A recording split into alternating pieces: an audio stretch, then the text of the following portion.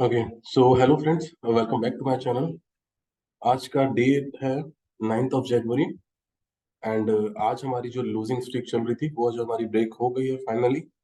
तो आज हमने दो ट्रेड्स लिए एंड पहले ट्रेड में मेरा एसएल हिट था एंड देन दूसरे ट्रेड में एसएल रिकवर करके and then gave me a profit of around 1000 rupees, right. So trade आप देख सकते हो, पहला ट्रेड मैंने लिया एट 949 और यहाँ पे मेरा एसएल हिट हुआ, 100 क्वांटिटीज ली थी। Then same trade same strike price में मैंने दोबारा से ट्रेड लिया एट 82.5 और 101 पे मैंने उसको बुक किया। ओके, सो लॉजिक में बताता हूँ आपको क्यों लिया मैंने ट्रेड।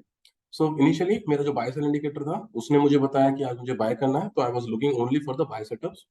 यहाँ पे ट्रेंड लाइन थी 1 मिनट टाइम फ्रेम पे और इसको 1 और 2 एंड ये थर्ड टाइम इसको टच करके अब ब्रेकआउट हो रहा था। ओके, सो यहाँ पर मैंने एक ट्रेड बनाया था। जब इसने इसको ब्रेकआउट किया, ये मेरा स्टॉप लॉस था एंड आई वाज एक्सपेक्टिंग कि ये डे हाई ब्रेक हो जाएगा, तो अच्छा रिस्क टू रिवॉर्ड था।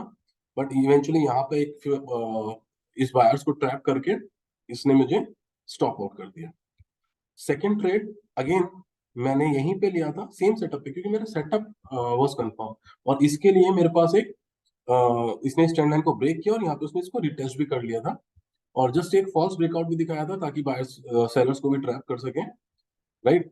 और यहाँ पर फिर मैंने दोबारा से एक बाय लिया। इनिशियली मैंने यहाँ पे स्टॉप लॉस रखा था which was around 10 rupees, but फिर मैंने स्टॉप लॉस ट्रेड करके यहाँ से जो बाइंग इनिशिएट हुई थी यहाँ तक लिया था और इस डे हाई के ऊपर मैंने अपना टारगेट रखा हुआ, राइट। तो ये मेरा दो ट्रेड्स थे। कैसे परफॉर्म किए मैं आपको अपना ऑप्शन में भी दिखा देता हूँ। सो ऑप्शन में आप देख सकते हो कि एक ट्रेड मैंने लिया था यहाँ पर जिसने मेरा स्टॉप लॉस, ये मेरा 7 रुपीज 8 रुपीज के आसपास स्टॉप लॉस था, 7.8 पॉइंट्स का। तो यहाँ पे इसने मेरे को स्टॉप आउट किया। उसके बाद immediately if I remove this, तो यहाँ पर मैंने एक और ट्रेड लिया था। यहाँ पर एज आई वाज मेंशनिंग कि 10 पॉइंट्स के आसपास का मेरा स्टॉप लॉस था, बट फिर मैंने उसको जब थोड़ा सा यहाँ से इसने इस कैंडल पे दिखाया ना ब्रेकआउट करके क्लोज हो गया, तो मैंने इसको ट्रेल करके यहाँ पे रख दिया, क्योंकि फिर अगर इसके नीचे आ जाता है इस बाइंग के नीचे तो फिर कोई मतलब नहीं था इस ट्रेड को होल्ड करने के लिए, राइट। तो यहाँ पर मैंने लिया और अब क्योंकि उसके बाद एक्चुअली मुझे जाना भी होता है 10 बजे के आसपास, तो मैं उसको देख नहीं रहा था। तो जहां से मेरा ये 1:2 के आसपास, बल्कि इवन 1:2.5 का मेरा रिस्क टू रिवॉर्ड था, तो यहाँ पे 18-20 पॉइंट होने के बाद फिर मैंने इसको बुक कर लिया ऑन मार्केट प्राइस। अगर मैं स्क्रीन पे रहता ऑन स्क्रीन तो इजीली मुझे लगता है कि मैं यहाँ तक इससे आराम से ले सकता था, जहाँ पे हॉल्ट हुआ है ना, एटलीस्ट यहाँ पे ले सकता था। तो यहाँ तक मुझे लगता है कि मैं अपना टारगेट बुक कर सकता था, बट कोई बात नहीं, आई मीन नो ग्रीड। जितना मैंने टारगेट बुक किया अच्छा किया। और आप देख सकते हो कि बिल्कुल बॉटम मैंने कैच किया है, राइट। और मेरा डे हाई का टारगेट था वो मैंने अपना ट्रेड आराम से बुक कर लिया। इसके साथ साथ ये ट्रेड लेने के एक दो और मेरे पास एडिशनल पॉइंट्स थे। 1 मिनट टाइम फ्रेम पे तो था ही, ये तो मेरी स्ट्रेटेजी है ही, but setup point of view से मैं अगर आपको दिखाऊं तो सेटअप पॉइंट ऑफ व्यू से भी ये मेरा सी कहाँ चला गया ये, जस्ट अ सेकेंड ना।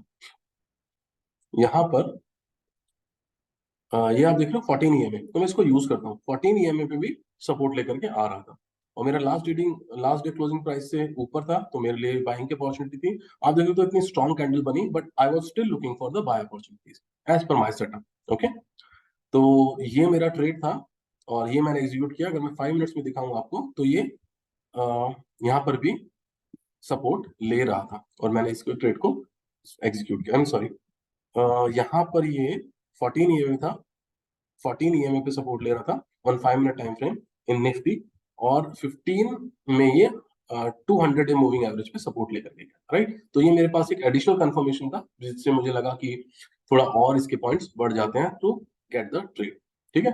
तो अगर ये भी मेरा स्टॉप लॉस हो जाता तो आज का दिन मेरा लॉस में रहता और अराउंड 1400 के आसपास का लॉस हो जाता। बट देन मेरा जो फर्स्ट था 700 का लॉस रिकवर होकर के इसने 1000 का प्रॉफिट मुझे दिया, तो ये आज मेरे लिए प्रॉफिट डे था।